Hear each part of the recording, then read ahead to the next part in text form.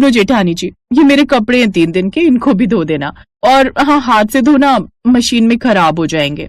कपड़े लेकर ज्योति चली जाती है और धीरे धीरे ऐसे ही समय बीतता गया और कुछ समय बाद ज्योति एक प्यारे से बेटे को जन्म देती है, जिसके बाद ज्योति के लिए घर का काम करना और भी ज्यादा मुश्किल हो जाता है। अब उसे अपने बच्चे को भी देखना होता है, साथ ही घर का सारा काम भी करना होता है। फिर अगली सुबह तन्वी ऑफिस निकल जाती है। माँ जी, आप देवरानी जी को बोल दीजिए ना वो जॉब छोड़ दें, मैं घर का इतना सारा काम नहीं देख पाती हूँ। मेरा एक बच्चा भी है, मुझे उसको भी देखना पड़ता है। अच्छा कोई बात नहीं, मैं तन्वी बहू से बात करती हूँ। तभी शाम को तन्वी जॉब से घर आते हुए अपने हाथों में बहुत सारे शॉपिंग बैग लेकर आती है। तन्वी की सास उस पर लट्टू होते हुए उससे कहती है, बहू आज क्या शॉपिंग करके लेकर आई हो? माँ जी, आज मेरी सैलरी आई थी तो बस थोड़ी शॉपिंग कर लाई। आज भी मेरे लिए कुछ लेकर आई है क्या? ओ अरे माँ जी, मैं तो बातों बातों में आपको दिखाना भूल ही गई।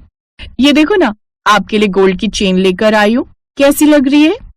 बहू इतनी महंगी गोल्ड की चेन, अब क्या जरूरत थी तुमको इतने पैसे खर्च करने की? माँ जी, आपकी बहू की 1 लाख रुपए सैलरी है, अगर उसमें से थोड़ा बहुत घर वालों के ऊपर खर्च कर दिया तो क्या ही हो जाएगा। अच्छा माँ जी, आज बहुत तेज भूख लग रही है, आप मेरा खाना लगवा दीजिए ना। उर्मिला फिर अपनी ज्योति बहू से कहती है, बड़ी बहू तन्वी बहू के लिए खाना लगा दो। उर्मिला के बोलने पर ज्योति तन्वी के लिए खाना लगा देती है और जब तन्वी खाना खाती है, माँ जी ये आज खाने में दाल कैसी बनी है? क्या हुआ बहू, अच्छी नहीं लगी क्या दाल तुम्हें?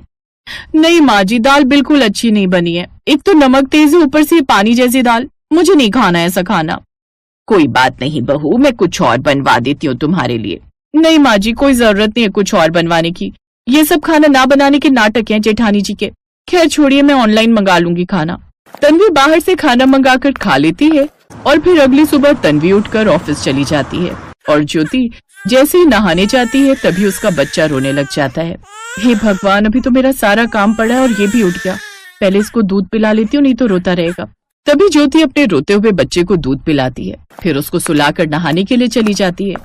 ऐसे ही शाम हो जाती है। एक रोज वो अपने खर्चे पानी के लिए अपने पति से कुछ पैसे मांगती है।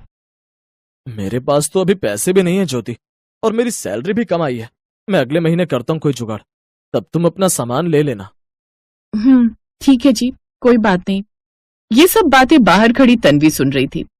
तभी ज्योति अपने कमरे से बाहर आती है तो तन्वी उससे कहती है, थैंक गॉड जेठानी जी, मैं आपकी तरह हाउस वाइफ नहीं हूँ, नहीं तो आज मुझे भी आपकी तरह अपने पति के आगे पैसों के लिए हाथ फैलाने पड़ते। अब देखो ना कैसे उन्होंने तुम्हें चंद पैसों के लिए मना कर दिया।